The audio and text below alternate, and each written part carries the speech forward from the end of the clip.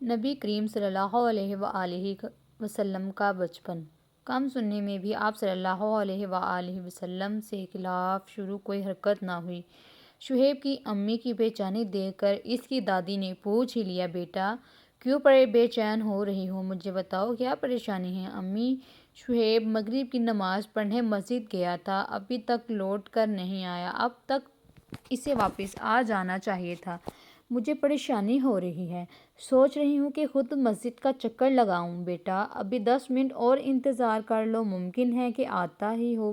شعیب کی دادی نے اس کی ماں کو تسلی دیتے ہوئے کہا۔ اس دوران دروازے پر بیل بجی تو وہ سمجھ گئی دروازے پر شعیب ہی ہے۔ وہ بھاگ کر گئی، نہ جانے انہیں کیوں بے چینی ہو رہی تھی، حالانکہ وہ روز مغرب اور عشاء کی نماز مسجد میں پڑھنے جاتا تھا۔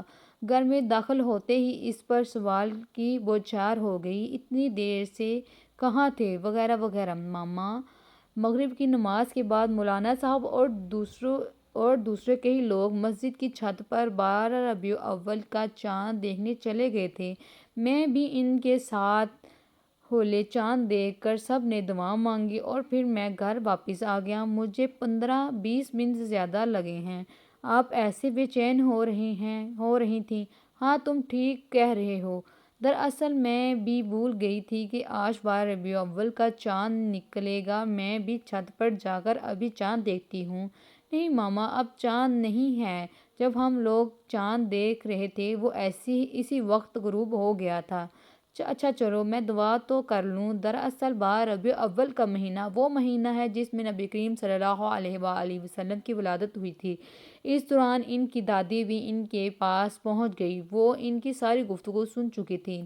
دونوں خواتین نے وہیں قبلہ رخ کھڑے ہو کر دعا کے لیے ہاتھ اٹھایا۔ شعیب نے بھی رسمیں ہاتھ اٹھائے اور آمین کہتا رہا۔ دعا کے بعد منہ پر ہاتھ پھیرتے ہوئے اس کی دادی گواہ ہوئی، بیٹا شعیب، تم یہ معلوم ہے کہ میرے رسول پاک صلی اللہ علیہ وآلہ وسلم کی ولادت حضرت آدم علیہ السلام کی تقریباً 6,000 سال بعد ہوئی تھی۔ اس وقت انسانوں میں اچھائی اور برائی کی تمیز کا احساس بہتر ہو چکا تھا، مگر پھر بھی عرب کے لوگ بت پرستی میں لگے ہوئے تھے۔ ان کے اخلاق بہت ہی اچھے نہیں تھے۔ یہ لوگ چھوٹی چھوٹی اور درگزر کر دینے والی باتوں پر بھی لڑ پڑتے تھے۔ مثلاً ایک قبیلے کے لوگوں نے اپنے جانور کو دوسرے قبیلے کے جانوروں سے پہلے پانی کیوں نہیں پلانے دیا۔ اس بات پر ایسے جنگ ہو رہی تھی کہ دونوں اطراف سے لوگ مر رہے تھے۔ یہ لوگ لڑائی کی پیدائش پر تو بہت ہی خوش ہوتے تھے، مگر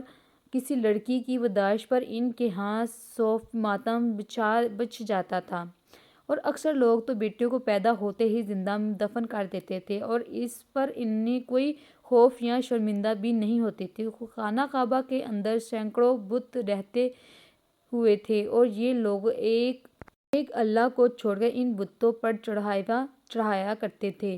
یمن کے ایک بادشاہ عرب نے خانہ کعبہ کو ڈھانے کا ناپاک ارادہ کر لیا تھا، اور آپ اس ادارے کا عملی شکل دینے کے لیے ہاتھوں کو گول کر مکہ تک پہنچ گئے تھے، مگر اللہ تعالیٰ نے اس کے ناپاک ارادوں کو نامے نہاد پرندوں کے ہاتھوں خاک میں ملا دیا۔ آپ صلی اللہ علیہ وسلم کی ولادت اس عظیم سانحہ کے چند ماہ بعد کہا جاتا ہے کہ آپ صلی اللہ علیہ وآلہ وسلم کی پیدائش ہوئی، تو اس کے وقت ہی ایسے اوقات بھی نمودار ہوئے جو عام زندگی میں نمودار نہیں ہوئے۔ سیرت کی کتابوں میں لکھا ہے کہ آپ صلی اللہ علیہ وسلم کی ولادت کے وقت آگ کی عبادت کرنے والوں کے کئی سالوں سے جلتی ہوئی آگ بجھ گئی۔ ایران کی شامی محل میں زلزلہ آیا اور اس کے عظیم الشان مینار زمین بوس ہو گئے۔ خانہ کعبہ کے اندر رکھے ہوئے بت جن کی یہ لوگ پوجا کرتے تھے زمین بوس ہو گئے۔ آپ صلی اللہ علیہ وآلہ وسلم کی ولادت، جن کا نام حضرت عبداللہ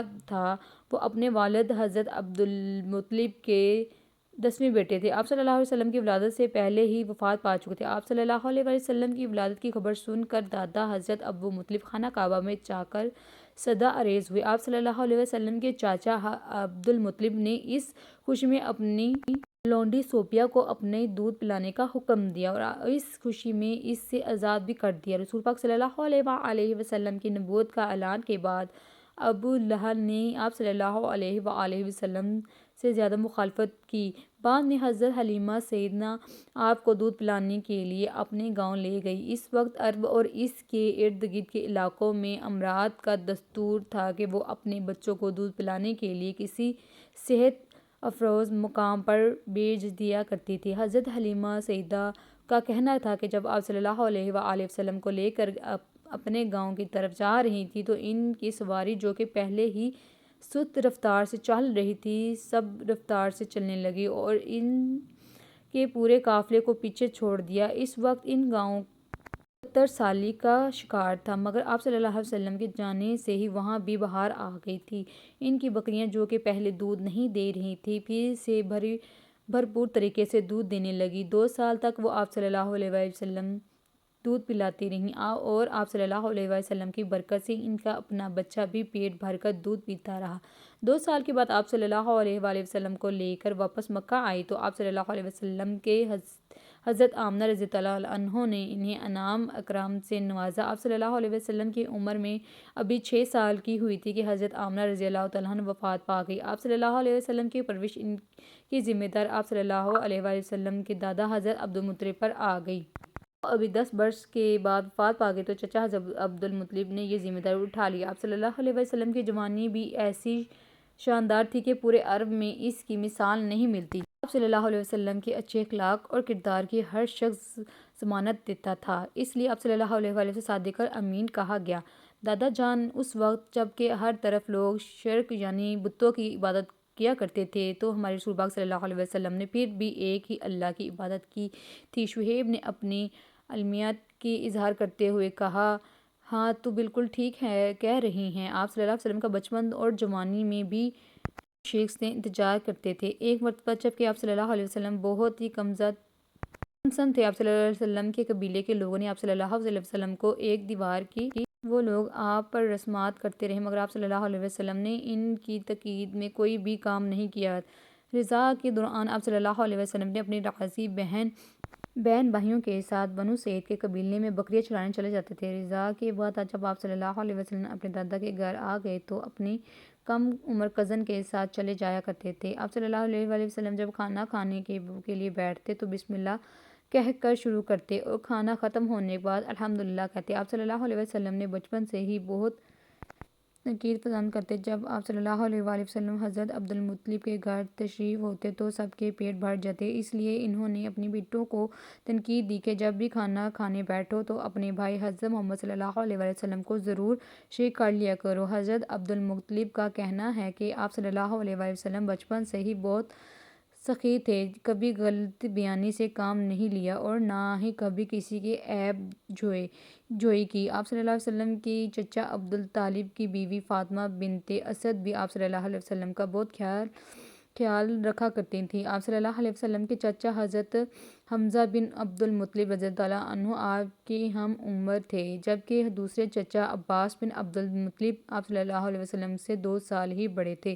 آپ صلی اللہ علیہ وسلم کے ساتھ مل کر فن حرب سیکھا کرتے تھے یعنی جنگیں ترتیب لیتے تھے۔ جب آپ صلی اللہ علیہ وسلم کی عمر 12 برس کی ہوئی تو آپ صلی اللہ علیہ وآلہ وسلم نے اپنے چچا عبدالمطلب کے ساتھ تجارت کی غرض سے ملک شام کا سفر کیا۔ یہ تجارتی قافلہ کئی جگہ پر پڑاؤ کرتا اور شام کے شہر بصر میں بھی ایک عیسائی عبادت گاہ کے سامنے پہنچے تو وہاں کے رہبر نے حضرت عبدالمطلب سے کہا، تم لوگ گھاٹی کی اس جانب نمودار ہوئے ہو تو کوئی درخت یا پتھر یا ایسا نہیں تھا جو سجدے کے لیے جھکا نہ ہو اور ایسے کسی نبی کے سوا کسی کے ساتھ نہیں ہوتا۔ آپ نے آپ صلی اللہ علیہ وآلہ وسلم کے دونوں گروہوں کے درمیان مہر نبوت دیکھا اور اسے بوسہ دیا اور کہا کہ اس بچے کو یہودیوں سے بچا کر رکھنا کیونکہ وہ انہیں نقصان پہنچا سکتے ہیں۔ اس پر حضرت عبدالمطلب نے آپ صلی اللہ علیہ وآلہ وسلم کو اپنے غلاموں کے ساتھ واپس مکہ بھیج دیا۔ دادی جان، آپ کے پاس تو بہت سی معلومات ہیں، میرا خیال ہے کہ آپ کو عید میلاد النبی کے حوالے سے ایک لیکچر دینا چاہیے جس میں بڑوں کے علاوہ بچے بھی شامل ہوں۔ تم بالکل صحیح کہہ رہے ہو، شعیب کی امی بول پڑیں، آپ کی وہ آ جائیں تو ہم اس کے حوالے سے پروگرام بناتے ہیں۔ میرا خیال ہے کہ عید میلاد النبی سے پہلے آنے والی رات کو عشاء کی نماز کے بعد ہم لوگ گھر پر ہی رشتہ داروں اور ملنے جلنے والوں کو دعوت کرتے ہیں۔ سب لوگ مل کر قرآن خوانی کریں گے، رسول پاک صلی اللہ علیہ وسلم کی ولادت کی خوشی میں نعتیں پڑھیں گے اور آپ صلی اللہ علیہ وسلم اور آپ کی دادی کی اچھی باتیں بھی سنیں گے۔ اس رات میں عام لوگوں جو کہ لطف کرتے ہیں، ہم اس سے ہر ممکن طریقے سے بچنے کی کوشش کریں گے۔ ماما آپ ٹھیک کہہ رہی ہیں، میں بھی اپنے دوستوں اور ان کے اہل خانہ کو دعویٰ کروں گا اور آ کر میری دادی کی زبانی اچھی باتیں سنیں، لعنتوں سے بچیں اور آپ کا تیار کردہ مزے کھانے بھی کھائیں۔